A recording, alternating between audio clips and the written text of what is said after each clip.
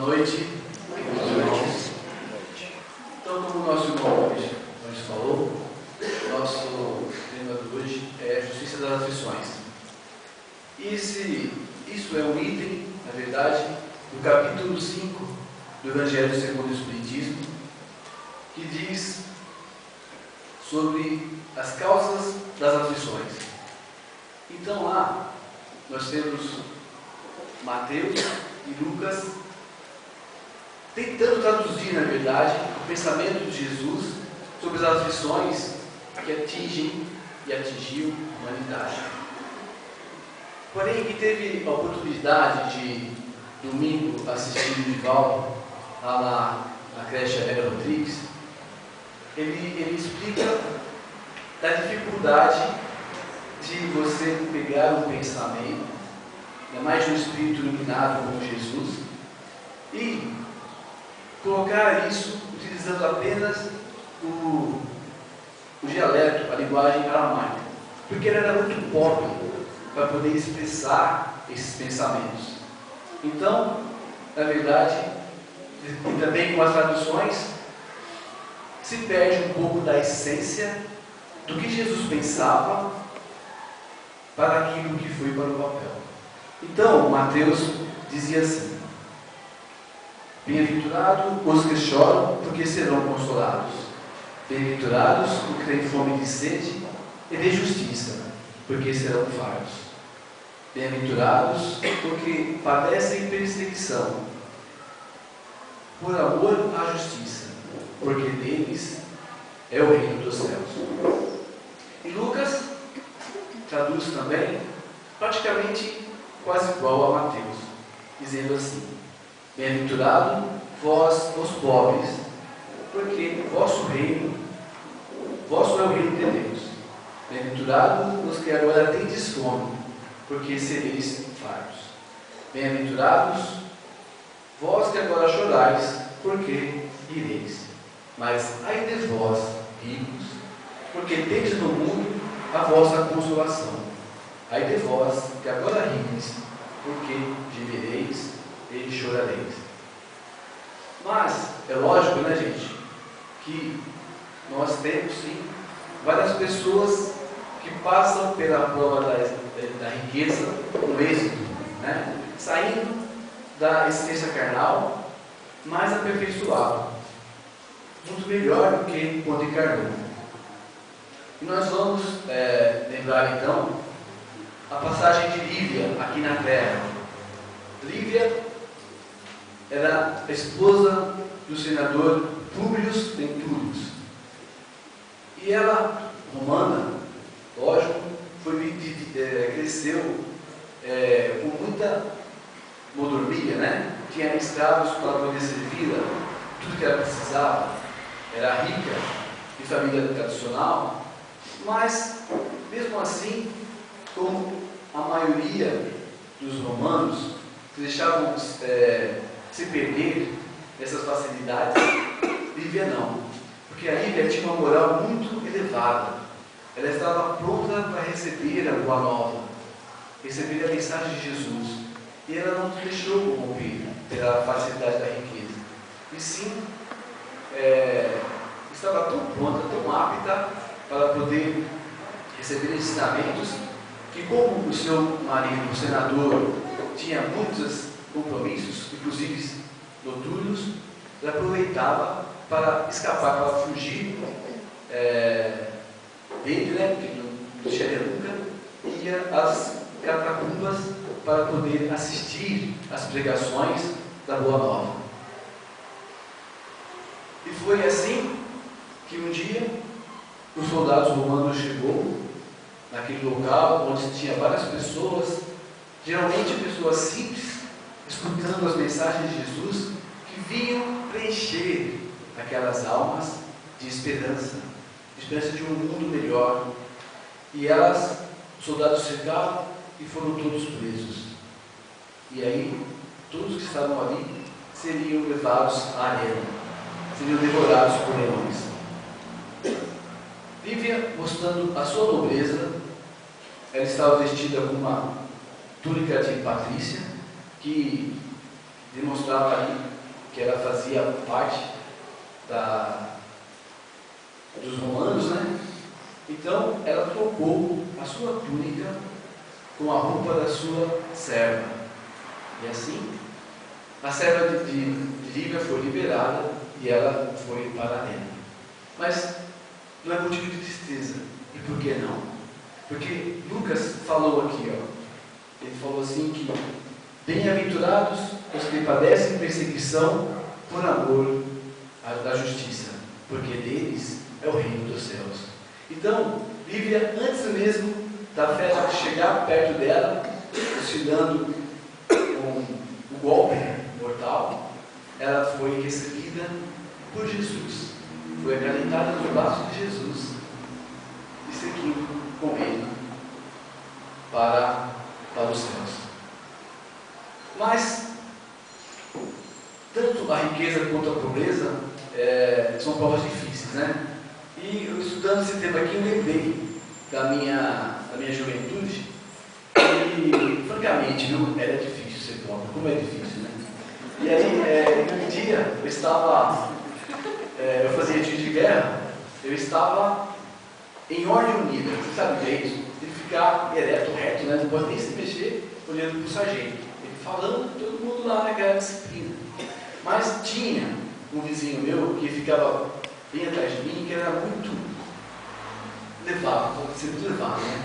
Tudo para ele era brincadeira. E nós, né, bem pobres, né? A gente morava na cidade pequenininha, que eu já falei aqui, que vocês esqueceram já que aparece em lugar da cidade. A cidade chama Igarapava. Nós morávamos num bairro afastado, meu apelido era Pendura Saia, para ter ideia de como que a situação era. Então, nós estávamos lá, todo mundo sério lá, olhando lá para o sargento, ele me fala assim: Traçate, vamos domingo almoçar lá no Japão? O Japão era o restaurante mais caro da cidade. Nós não tínhamos dinheiro para comprar nenhuma coxinha. Ele ia comer no Japão domingo. Aí eu falei para ele assim: Dora, como que te pode comer domingo no Japão? Ele falou assim: a gente leva marmita. Então, vocês veem como que é, né? Não é difícil.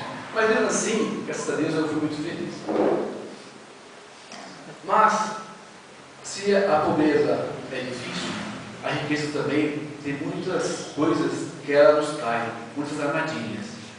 E Chico Xavier, através do espírito Nélio Lúcio, ele traz para nós uma história de um advogado que chamava-se Bernardino Torini.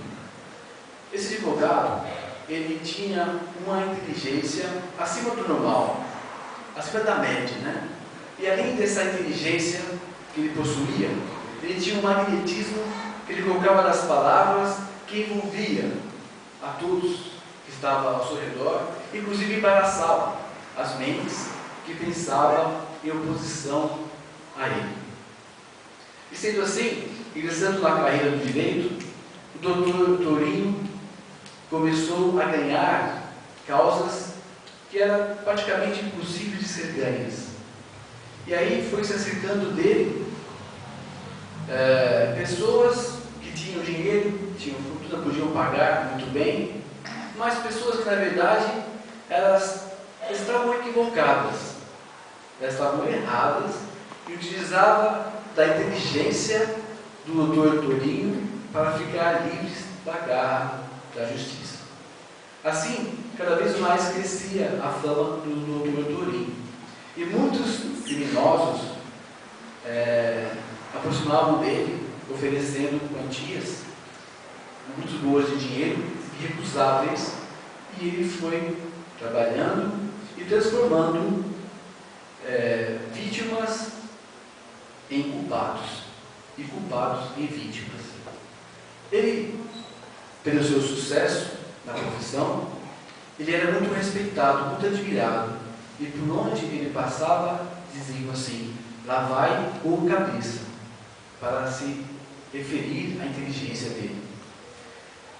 E ele continuou na sua profissão, e quando chegava no fórum, os amigos da profissão dele muitas vezes até escondiam, porque sabiam que ele, com suas palavras, ia acabar ficando sempre por cima dos diálogos, né? E as pessoas que estavam ali para servir, rodeavam ele para poder atender aquele profissional. E assim foi se passando. Porém, tinha uma pessoa que preocupava muito com o comportamento do Dr. Torinho. Era a mãe dele. Porque a mãe dele era uma cristã convicta, estudava sempre o Evangelho de Jesus. E ela começou a perceber que o seu filho estava entrando, na verdade, em uma armadilha. E tentava alertá-lo, falando: meu filho, eu não vejo perto de ti as pessoas mais humildes. Se você lembrar, Jesus advogou pela mulher adúltera. Na cruz, ao seu lado, ele advogou também pelo ladrão que se arrependeu. E eu só vejo você rodeado de pessoas que podem te pagar muito bem. Deixe um pouco do seu tempo para atender também os humildes. Mas o doutor Torinho falava: eu não posso. Não posso porque atender os humildes é para quem está começando. Mas eu deixo lá no meu escritório as pessoas que estão iniciando na carreira, atendê-los. Então, eu também, indiretamente, estou atendendo eles. Aí, ao passar dos anos, sua mãezinha se encarnou, voltou para o plano espiritual. E lá continuou a orar pelo doutor, para ele poder mudar a sua mentalidade, mas sem sucesso. E aí, a grande ceifadora também chegou para aquele advogado, arrebatando para o plano espiritual. E chegando lá, ele teve a sua consciência ampliada e viu a quantidade de pessoas inocentes que ele tinha levado para a cadeia. E ele começou a entrar em desequilíbrio. E a sua cabeça foi aumentando, ficando pesada. Ele não suportou mais o peso da sua cabeça e deitou ao chão, lá ficando por muito tempo. A sua mãezinha, sempre que podia, ia para lá orar por ele, pedir por ele, mas não tinha nenhuma melhora. Continuava lá aquele homem que tinha sido tão importante aqui na terra, deitado lá no chão. Um dia, sua mãe entrou em desespero e pediu com muita fé para Jesus auxiliar o seu filho. E assim, Jesus mandou um espírito benfeitor capaz de auxiliá-lo. Chegando lá, observando o doutor Torinho, ele falou que ele sofria pela desorganização que ele tinha causado na sua parte cerebral. Só havia uma saída para o doutor: encarnar aqui na Terra com macrocefalia, para a carne poder curar aquele espírito e ele ter novamente a sua paz interior. E assim foi que sucedeu. O doutor Torinho encarnou um corpo pequeno e uma cabeça enorme, que não podia suportar o corpo. E ele, agora quando ele passava pelo carrinho dele, colocava no carrinho dele para ele andar, as pessoas diziam: lá vai a cabeça. Não era mais o cabeça, e sim, lá vai a cabeça. Então, isto são apenas para mostrar o que é uma causa anterior da aflição. Então, pelas escolhas equivocadas, esse doutor desalinhou, desorganizou o seu perispírito e teve que vir para a carne para poder novamente ter a harmonia necessária. Então, como dizemos já, são duas as causas, né? As anteriores e as atuais das aflições. Vamos mencionar algumas anteriores, como que elas ocorrem. Então, alguns acidentes, né, até de aviações aéreas, que não tem como evitar, apesar da tecnologia apesar de todos os aparatos, isso ocorre. Então, muitas vezes, isso são provas que tem que passar, aquelas pessoas tinham que passar por aquela prova. Então, não tem como escapar. Então, é causada por um ato lá no passado. Por isso nós vemos muitas pessoas que muitas vezes iam embarcar naquele voo que não chegou ao destino, mas por um motivo qualquer não embarcou. Né? Ou o trânsito deixou chegar, ou perdeu a hora, não embarcou. Não era para passar por aquela situação. Mas quem está determinado para passar, não tem como. É justamente para poder reparar um ato do passado. Os tragédias naturais também, que ocorrem, né? Nós vimos há poucos anos atrás o tsunami.